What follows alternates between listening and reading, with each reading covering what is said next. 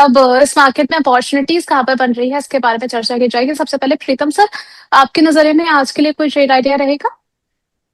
जी आज के लिए तो मेरे पास अभी कोई क्रेडिट आइडिया नहीं है, लेकिन एक काउंटर है जहां पे अगर आप एक दो हफ्ता या फिर 3 हफ्ते का अगर आपका व्यू है, तो एक होल्डिंग कंपनी है जो है आदित्य बिरला कैपिटल। जो आदित्य बिरला ग्रुप है, इसका जो फाइनेंशियल विंग है, उसका जो होल्डिंग कंपनी है वो होता है हम्म। आदित्य बिरला कैपिटल।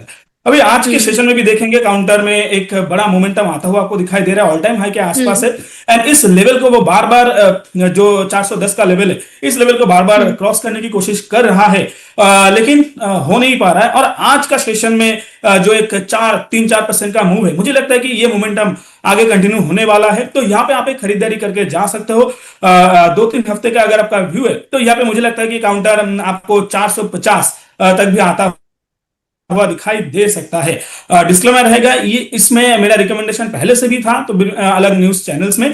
तो बिल्कुल यहाँ पे आप एक खरीदारी करके जा सकते हो। एक स्टॉप लॉस जो रहेगा 382 के आसपास रख के आप 450 के टारगेट के लिए यहाँ पे आप एक पोजीशन बना सकते हो जी। चलिए ठीक है, 2 से 3 हफ्ते के नजरिए से आपको एक सजेशन यहाँ पर दिया गया है। वरुण सर, आपके नजरिए से कोई ट्रेड आइडिया? जी, देखिए मारुति के अगर अंदर आप देखेंगे तो मारुति में एक ऑटो सेक्टर में अमूमन आप देखेंगे तो काफी बढ़िया अपमूव है। अर्निंग्स के बाद टीसीएस मोटर में एक बढ़िया अपमूव देखने को मिला है, और बाकी सारे जो काउंटर्स है ऑटो सेक्टर के, वहां पर भी एक अच्छा ट्रेंड चल रहा है।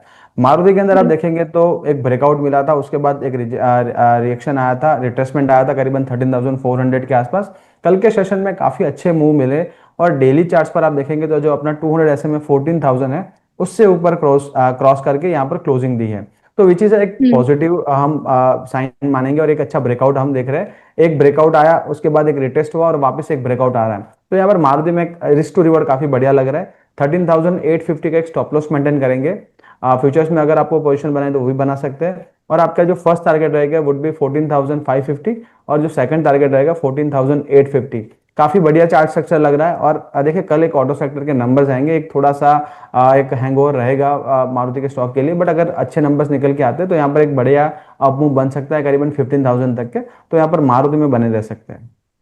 चलिए ठीक है, तो 2 ट्रेड आइडियाज यहाँ पर निकल कर के आए हैं। सबसे पहले बात कर लेते हैं आदित्य बिरला कैपिटल की। 406 के लेवल पर ट्रेड होता हुआ नजर आ रहा है, 3.217% के अपसाइड के साथ में।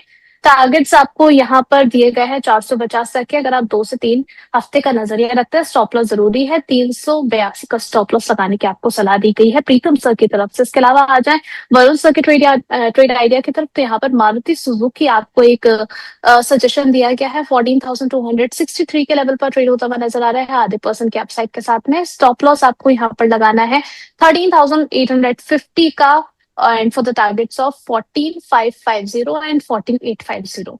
ठीक है सर, इसके लिए टाइम होराइजन भी जरा आप सजेस्ट कर सकते हैं, मारुति में क्या रखना है? 1 to 2 वीक्स का आप थोड़ा सा व्यू रखेंगे। देखिए मारुति में अगर मूव आता है तो काफी स्विफ्ट आता है, उनकी जो स्विफ्ट कार हम्म। ऐसे ही मारुति चलता है। बट फिर भी आप देखेंगे 1 to 2 वीक्स का थोड़ा सा व्यू रखेंगे, और यहाँ पर एक अच्छे लेवल बनने की उम्मीद करेंगे। ठीक है, कुछ सवाल ले लेते हैं, उसके बाद बढ़ेंगे कुछ खबरों की तरफ। प्रीतम सर, टीएमसीबी को लेकर के सवाल आया है। बाइंग प्राइस है 507 की। कह रहे हैं कि अभी लगभग 15% का नुकसान झेल रहे हैं ये, क्योंकि इनके पास शेयर्स अच्छी क्वांटिटी में है। 43 शेयर्स है, नुकसान हो रहा है, क्या करना चाहिए? ये अगर टीएमसीबी के चार्ट देखें तो रिसेंटली लिस्टिंग हुआ है, और काउंटर अभी एक बॉटम बना के अच्छे से इसको सस्टेन भी कर रहा है। तो जिनके पास है बिल्कुल बने रहने का सलाह होगा। आप ऐसे एक जोन पे है, यहाँ पे काउंटर मुझे बढ़िया लगता है। अब ऑटो काउंटर्स में अगर आप देखेंगे तो यहाँ पे एक मूव भी आ रहा है।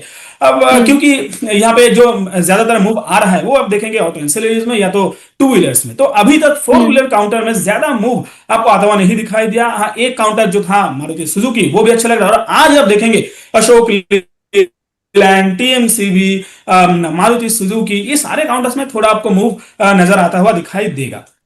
और चलिए। अब ये जो हफ्ता चल रहा है, इस हफ्ते में भी अगर आप देखेंगे काउंटर ने एक लो लगाया था 358 के आसपास, एंड वापस से वो 450 के आसपास एक टॉप बना के अब फिर से एक डीप लगाया, और वापस से उसी टॉप को मैं सजेस्ट करूंगा 395 के आसपास। तो यहां पे एक स्टॉप लॉस हम्म। लगा के आप बिल्कुल काउंटर को होल्ड कीजिए।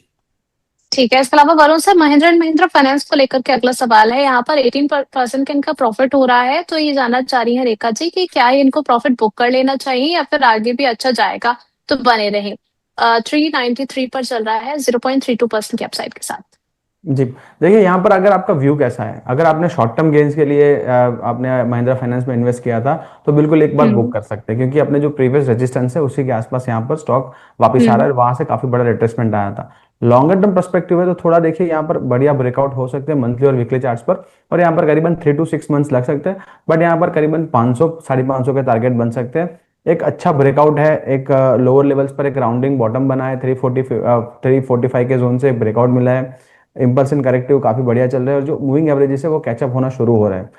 थोड़ा सा वेट करेंगे, 405 के ऊपर जैसे ही क्लोजिंग मिलेगी यहाँ पर एक वन वे मूव भी आ सकता है। तो देखिए शॉर्ट टर्म व्यू है तो 50% बुक करके 50% रहने देंगे, और करीबन 385 का एक माफ कीजिए 375 का एक स्टॉप लॉस मेंटेन करेंगे, या फिर आप लंबी अवधि के लिए निवेशित है तो यहाँ पर बने रहिए। आपका जो ट्रेलिंग एसएल होगा करीबन 360 का होगा, और टारगेट्स वुड भी 550। चलिए ठीक है, लंबी अवधि के लिए अगर आप देखना चाह रहे हैं या फिर थोड़ा सा शॉर्ट टर्म का व्यू है तो उस अकॉर्डिंग आप ये राय देख लीजिए और बता दीजिए कि अगर फॉलोअप कुछ क्वेश्चन हो आपका। प्रीतम सर, कोचिन शिपयार्ड जरा देख लीजिए, इन्होंने कहा है कि कल बाय कर चुके हैं ये, और इनका पर्सपेक्टिव यहाँ से 6 महीने का है। अगर आज देखें तो अच्छे मूव तो देखने में मिल रहे हैं। जो कोचिन शिपयार्ड में 14-15 पर है, ऑलमोस्ट 1% की अपसाइड के साथ। क्या टारगेट रहेगा और स्टॉप लॉस कैसे जाएंगे आप?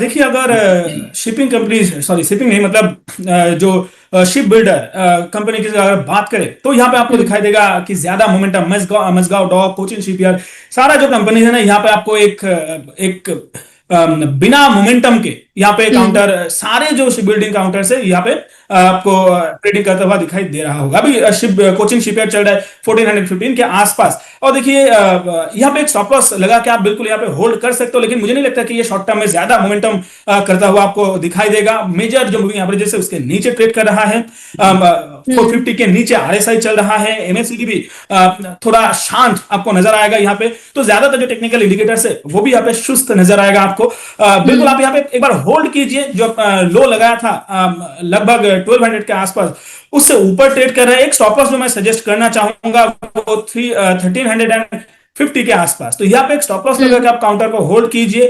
काउंटर आपको शॉर्ट टर्म में अगर आपको 1-2 महीना की अगर बात करूं तो काउंटर मुझे 1500 एंड उसके आसपास का लेवल टेस्ट करता हुआ दिखाई दे रहा है। यहाँ पे एक रेजिस्टेंस मुझे दिखाई दे रहा है 1530 के आसपास। तो जब वहां पे आए तो बिल्कुल आप वहां पे एक बार प्रॉफिट बुक कर सकते हो, और अगर आप बने रहना चाहते हो तो बिल्कुल आप बने रह सकते हो। मुझे लगता है कि देखिए डिफेंस काउंटर में जितना रैली होना था वो हो चुका है। अब इतना रैली यहाँ पे आया हुआ था, इसलिए आप देखेंगे अभी ये जो शांत चल रहा है ये और कुछ देर तक मुझे चलता हुआ नजर आ रहा है जी। ठीक है सर, एक क्विक व्यू मैसकाउंट टॉप पर भी दे दीजिए प्रीतम जी, क्योंकि यहाँ पे नतीजे निकल कर के आए हैं, और अगर हम देखें ईयर ऑन ईयर बेसिस पे इनका नेट प्रॉफिट तो इंक्रीज होता हुआ नजर आया है। रेवेन्यू की बात करें तो उसमें एक स्लाइट अप मूव है, और आज अप ट्रेंड में भी नजर आ रहा है मैसकाउंट टॉप। कोई रणनीति यहाँ? यस, मैसेगॉन डॉक देखेंगे 2380 के लेवल पे चल रहा है, एक मोमेंटम यहाँ पे आ रहा है। लेकिन इससे पहले भी हमने देखा था कि रिजल्ट अच्छा आया लेकिन काउंटर नहीं चला, और हो सकता है कि इस बार भी ऐसा ही दिखाई दे, क्योंकि रिजल्ट के चलते आपको यहाँ पे एक मोमेंटम आता हुआ दिखाई दे रहा है। लेकिन कोचिंग शिपयार्ड की तरह इसका भी चार्ट बिल्कुल वैसा ही, थोड़ा कोचिंग शिपयार्ड से स्ट्रॉन्ग लगता है। लेकिन यहाँ पे भी देखिए मोमेंटम, बड़ा मोमेंटम आता हुआ मुझे दिखाई नहीं दे रहा है। तो यहाँ पे अगर किसी का पोजीशन है बिल्कुल आप एक स्टॉप लॉस लगा के इसको होल्ड कर सकते हो, लेकिन बड़ा मोमेंटम आने के लिए आपको यहाँ पे और ज्यादा टाइम देना होगा, क्योंकि सेम कंसेप्ट है, अगर डिफेंस में आपको रहना है तो बाकी बहुत सारा कंपनीज है जहां पे ये सेम कंडीशन चल रहा है, लेकिन फंडामेंटली वो कंपनी बहुत बढ़िया है। तो इसका मतलब ये हुआ कि पूरे डिफेंस काउंटर में आप मोमेंटम नहीं है। तो इसीलिए अगर आप रहना चाहते हो तो यहाँ पे आपको समय देना पड़ेगा, और मोमेंटम यहाँ पे अभी तो आपको ज्यादा दिखाई नहीं दे रहा है मुझे जी। चलिए ठीक है वरुण सर, स्विगी से लोगों ने शायद खाना खरीदना कम कर दिया है, या पता नहीं क्या बात है।